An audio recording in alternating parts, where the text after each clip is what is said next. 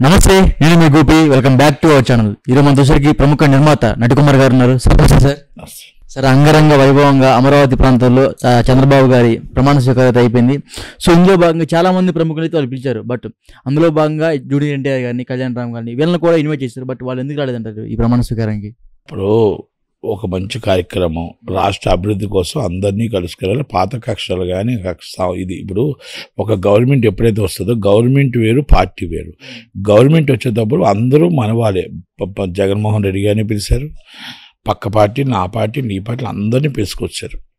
ఇది గవర్నమెంట్లో అందరం భాగస్వాములు అవ్వాలని జగన్మోహన్ రెడ్డి గారు కూడా పిలిచారు. భాగస్వాములు అవ్వాలి, మన రాష్ట్ర అభివృద్ధి కోసం భాగస్వాములు అవ్వాలి. అది చంద్రబాబు నాయుడు గారి నైజం. రాలేదు అంటే వాళ్ళ ఇష్టం, అది ఎవరి వ్యక్తిగతం వాళ్ళు.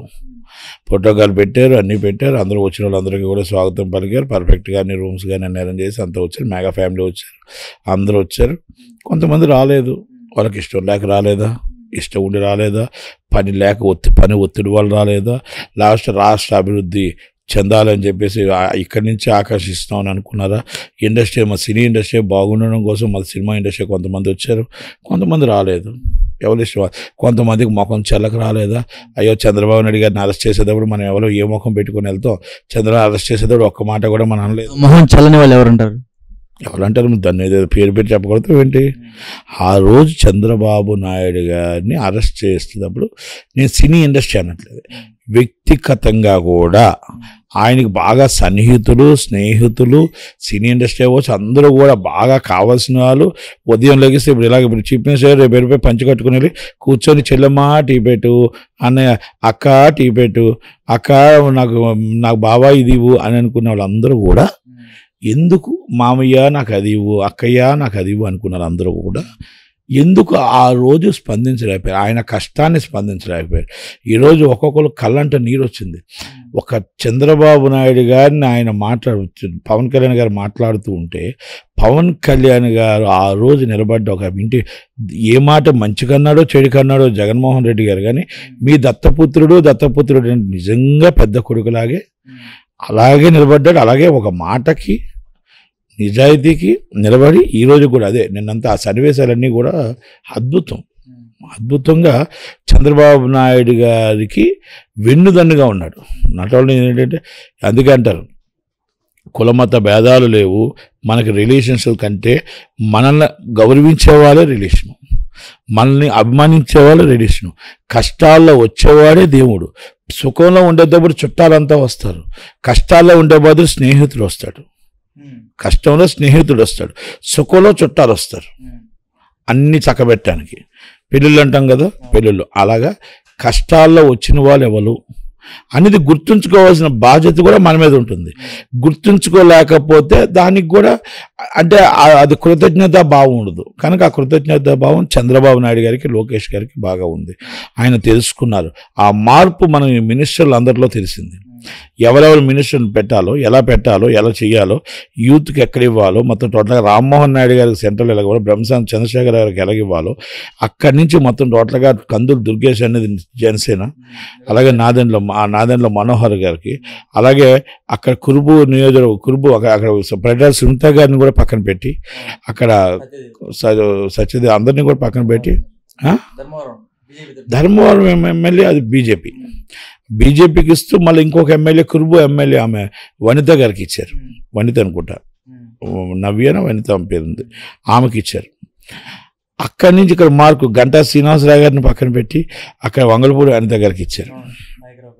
It's a great. అంటే మారిన చంద్రబాబు నాయుడు గారు అని చెప్పారు, నన్ను మారిన వాడిని చూడండి అన్నారు. పాలన ఎలా చెయ్యాలి, పాలన ఎవరు పరిగెట్టిస్తారు, పాలన ఏ విధంగా నడపాలి అనే ఆలోచనలతో చాలా చక్కగా చేసుకొచ్చాడు.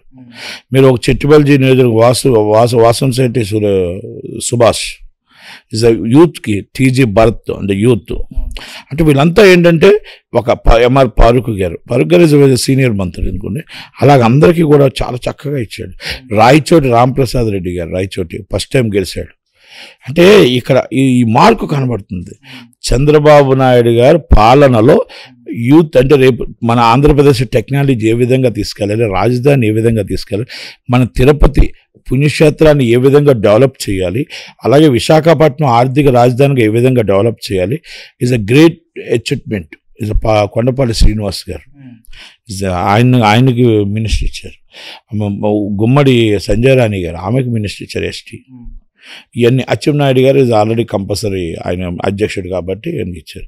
అంటే ఇవన్నీ కూడా నేను ఏంటంటే ఇక్కడ మొత్తం అందరినీ కూడా ఒక పరిగెట్టించాలి, ఒక క్యాబినెట్ని పరిగెట్టించాలని ఒక దాంతో తీసుకుని వెళ్ళారే, అది చాలా చాలా సూపర్. దాంట్లో కూడా పవన్ కళ్యాణ్ గారు అక్కడ నాదెండ్ల మనోహర్ గారికి కందుల దుర్గేష్ గారికి ఇచ్చారు. ఇంకొక సీటు ఉంది, అది వాళ్ళకా బీజేపీగా, బీజేపీ వాళ్ళు కూడా ఇస్ గ్రేట్ఫుల్. ఒక సీటు కూడా వాళ్ళకి ఆర్ఎస్ఎస్ బీజేపీ ఏది నమ్ముకొని ఉన్నారో మధ్యలో వచ్చిన వాళ్ళకి ఇవ్వకుండా సత్యకుమార్ గారికి ఇచ్చారు, యాదవ్ కులానికి. అంటే ఇట్స్ గ్రేట్. అందరికీ కూడా ఎందుకంటే ఆయన నిజాయితీకి మారిపోయారు బీజేపీలో. అలాగే చాలామంది ఇప్పుడు స్పీకర్ ఒకటి ఉంది, రఘురామకృష్ణరాజు గారికి ఇవ్వాలి, అది స్పీకర్ ఇస్తారేమో అనుకుంటున్నాను. అయితే ఒకటి, రఘురామకృష్ణరాజు గారు స్ట్రగుల్ బాగా పడిన వ్యక్తి, ఇబ్బంది పడిన వ్యక్తి. అలాగే ఇబ్బంది పడ్డారని చెప్పేసి క్యాబినెట్ ర్యాంకులు ఇవ్వలేము. కాకపోతే గుర్తింపు ఉంటుంది. ఇప్పుడు ఎట్టి పరిస్థితుల్లో ఆయన ఇండస్ట్రీలో ఈజ్ పార్ట్ ఆఫ్ ది, ఏదైతే cabinet is part of the main పిల్లర్గా ఉంటారు, దాంట్లో నో డౌట్. ఒక మాట సారీ ఫర్ ది ఇంటరప్షన్. ఎవరైతే ఇప్పుడు మనకి రఘురామకృష్ణరాజు గారు ఉన్నారో అప్పట్లో ఆయన్ని జగన్మోహన్ రెడ్డి గారు చాలా ఇబ్బంది పెట్టారు. సో మళ్ళీ రిటర్న్ కేసు వేసారండి నేను ఆయన మీద, జగన్మోహన్ రెడ్డి మీద. చూసారా? అవును, కంపల్సరీ వేస్తారు కదా. రిటర్న్ గిఫ్ట్ కంపల్సరీ ఇస్తారు కదా. రిటర్న్ గిఫ్ట్ అంటారు దాన్ని, రిటర్న్ గిఫ్ట్. ఎంఈవి మీద పడతాయి ఇప్పుడు కేసులు. ఇప్పుడు ఎంఈవి ఆల్రెడీ ఎంఈవి మీద నేనే వేస్తున్నాను కేసు, 3 కేసులు వేస్తున్నాను. ఎంఈవి వాళ్ళ భార్యని 48 గంటలు ఎందుకు కిడ్నాప్ చేశారు, ఆ కిడ్నాప్ రిమైండ్ రిపోర్ట్ ఏంటి, ఎవరైతే ఆ కిడ్నాప్ చేసిన అబ్బాయికి వీళ్ళకి 1 సంవత్సరం లావాదేవీలు ఏంటి, అసలు ఎందుకు అంత ఈజీగా కిడ్నాప్ అయ్యింది, ఎందుకు పోలీసులు పట్టించుకోలేదు, ఎందుకు జగన్మోహన్ రెడ్డి గారు పట్టించుకోలేదు, ఎందుకు భర్త ఎంఈవి సజ్జనార్ గారు పట్టించుకోలేదు, 100 కోట్లు ఎన్ని కోట్లు అక్కడ చేతులు మారాయి. 48 గంటలు ఒక ఎంపీ భార్యకి ఆమె అంత నరకయాతన అనుభవించిందో, ఆ జీవి అన్నాయనికి ఏంటి, విజయసాయిరెడ్డి గారికి ఏంటి, దీంట్లో లావాదేవీ శివకుమార్ అన్నాయనికి ఏంటి, రామకృష్ణ అన్నాయనికి ఏంటి, దీంట్లో చాలామంది ఉన్నారు, వీళ్ళందరి పరిస్థితులు ఏంటి, దాని మీద ఆ తల్లి ఎంత నరకయాతన అనిపించిందో, మీ డబ్బుల స్వార్థం కోసం, మీ రాజకీయాల కోసం, జగన్మోహన్ రెడ్డి గారికి మీకున్న లావాదేవీల కోసం ఆమెకు కిడ్నాప్ చేయించడం ఎంత దాకా కరెక్ట్. ఈ కిడ్నాప్ పోలీసులు సోద్యం చూసినట్టు కూర్చున్నారు. ఎవరైతే ఇన్వెస్టిగేషన్ ఆఫీసర్స్ ఉన్నారో ఇమ్మీడియట్లీ రిమోవ్ సర్వీస్, తప్పుడు రిపోర్ట్ ఇచ్చిన వాళ్ళు ఇమ్మీడియట్ సర్వీస్ రిమూవ్ చేయాలి. అది దానికి రూల్స్ అండ్ రెగ్యులేషన్స్ ఉంటే యాజ్ పర్ లా వెళ్తా.